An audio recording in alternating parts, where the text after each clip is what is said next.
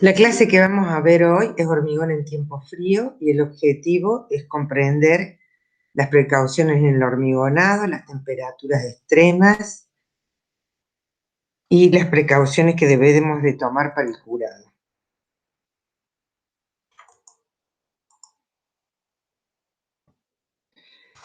¿Qué es el hormigonado en tiempo frío? El CIRSOC 201 define tiempo frío como el periodo en que por más de 3 días sucesivos el promedio de la temperatura del aire es menor a 5 grados. La temperatura ambiente permanece bajo 10 grados durante más de la mitad de del periodo de 24 horas. Si se desea hormigonar, todos los materiales y equipos necesarios para la protección y el curado adecuado deben estar disponibles y listos para su uso, y es esto lo que vamos a tratar la clase de hoy.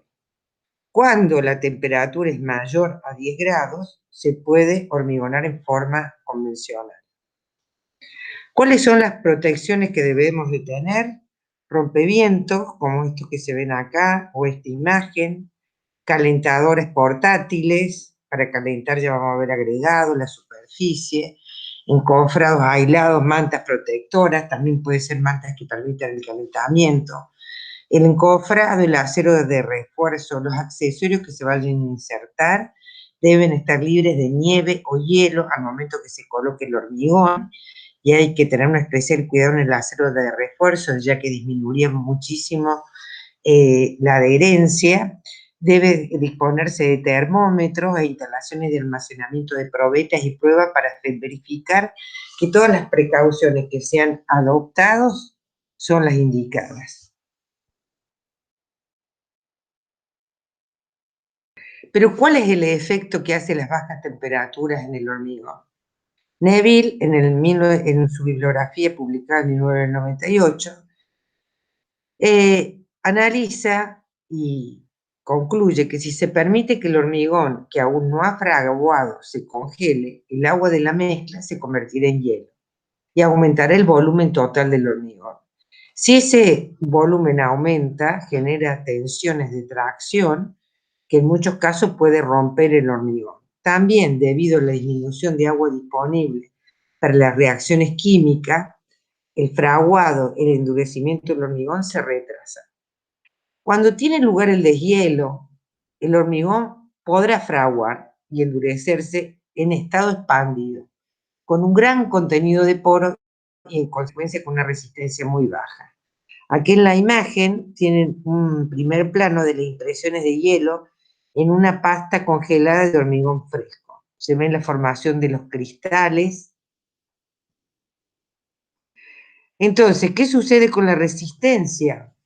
Las temperaturas bajas retrasan el proceso de hidratación del cemento. Por un lado, porque la temperatura es un catalizador de una reacción química, y por el otro lado, porque parte del agua puede estar congelada, entonces esto retarda la hidratación, por ende retarda el endurecimiento y el desarrollo de resistencia.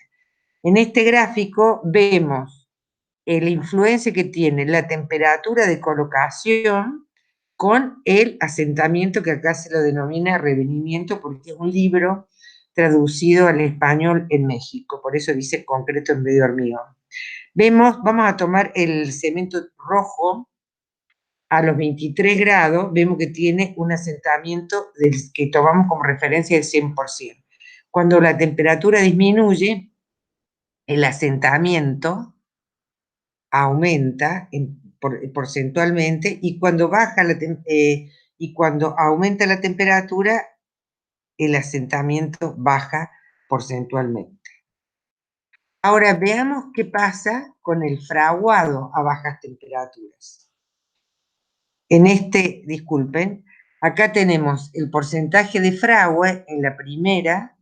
Vemos que vamos a tomar también como referencia el cemento tipo A 23 grados tenemos el 100%, el fraguado inicial, el tiempo de fraguado inicial supera el 150% a una temperatura de 10 grados, en cambio a las temperaturas más altas vemos que disminuye en menos del 100%, y el fraguado final pasa exactamente lo mismo. Con bajas temperaturas aumenta y con altas temperaturas disminuye.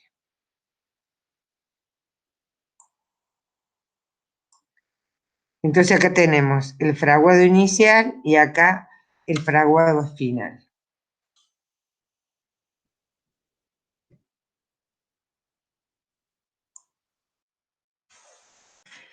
En este gráfico, estos dos gráficos que presentamos, vamos a analizar este. En este gráfico se muestran las temperaturas a las que han sido colado y curado el hormigón y puesto los especímenes, las probetas, a temperaturas, a distintas temperaturas con humedades iguales.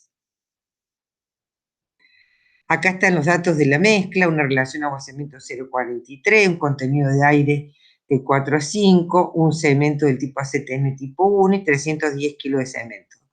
Vemos que, recordamos que son hormigones que son colados y curados a distintas temperaturas, 4 grados, 13 grados y 23 grados. Vemos que en, digamos, temprana edad, el hormigón que está colocado y curado a 23 grados tiene más temperatura. A 28 ya el de 13 grados tiene más temperatura y al año supera el de 13 grados.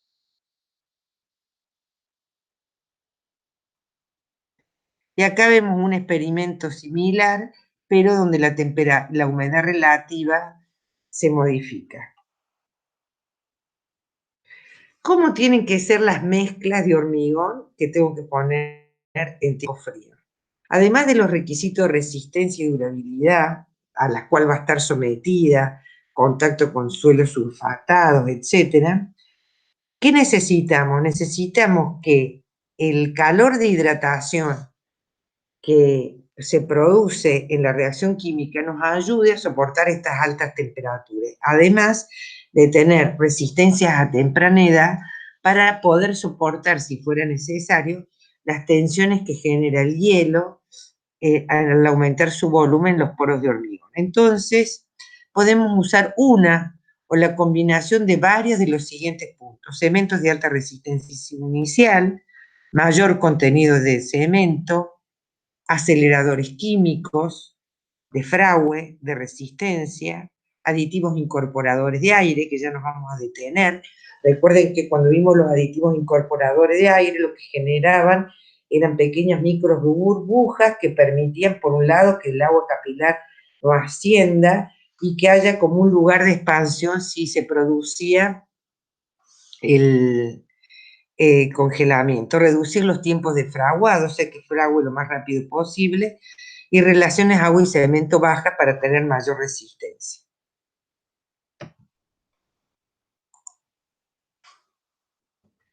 Bueno, esta tabla hemos visto que es del reglamento CIRSOC y especifica el total de aire natural e intensificado incorporado al hormigón de acuerdo con los tipos de exposición, y define dos tipos de exposición. En la exposición 1 son los hormigones que van a estar en contacto frecuente con agua, probabilidades mayores, sino una vez tener temperatura por debajo de menos 5 grados, y la condición 2 son temperaturas medias, en las temperaturas mínimas medias en los 3 meses de invierno inferior a 0 grados. O sea que la exposición 2, como ven, es mucho más severa que la 1 y indica el porcentaje de aire incorporado, intencionalmente incorporado, que debe de tener. Y vemos además que a medida que el tamaño máximo del agregado disminuye, mayor es la cantidad de aire porque obviamente tenemos más mortero.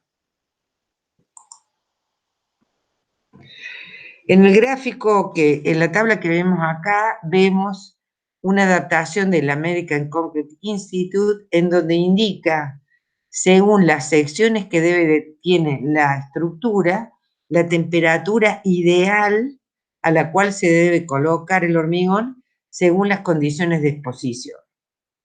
Bueno, entonces hemos visto que el hormigón, para ser colocado, tenemos que usar cemento, si es posible, con alto calor de hidratación, alto contenido de cemento, aditivos incorporadores de aire, aditivos aceleradores de fragüe, y lo ideal es tratar de que los materiales tengan una temperatura adecuada. Para eso vamos a ver cómo podemos cambiar la temperatura de alguno de los componentes. Uno es el agregado.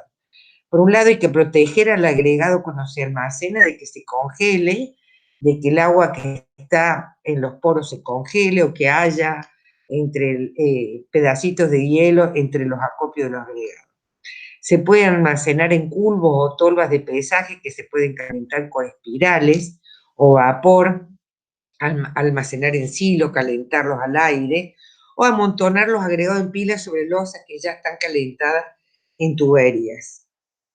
Pero lo ideal es calentar el agua. Ya también vamos a ver cuando veamos hormigón en tiempo caluroso que también lo ideal es enfriar el agua.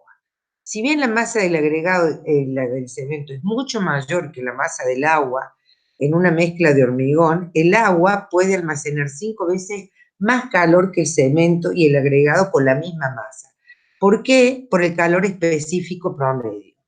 Es decir, la unidad de calor necesaria para aumentar la temperatura de 1 grado Celsius por kilo de material. Podemos asumir en rasgos generales que la de los componentes del cemento del agua es aproximadamente 0,925 kilojoules, siendo que el agua es de 4,187. Entonces, a veces para determinar la temperatura con la que tengo que, en la tabla que vimos anteriormente, tenemos la condición de exposición y tenemos la condición en que tiene que estar la mezcla. Entonces, en función de esto, podemos determinar a cuánto tenemos que calentar el agua o los agregados para llegar a la temperatura ideal utilizando esta ecuación, que prácticamente resulta muy bien y está muy comprobada. Bueno, como saben, esta exposición es complementaria de la bibliografía básica y de los trabajos obligatorios que voy a poner la ley. Gracias.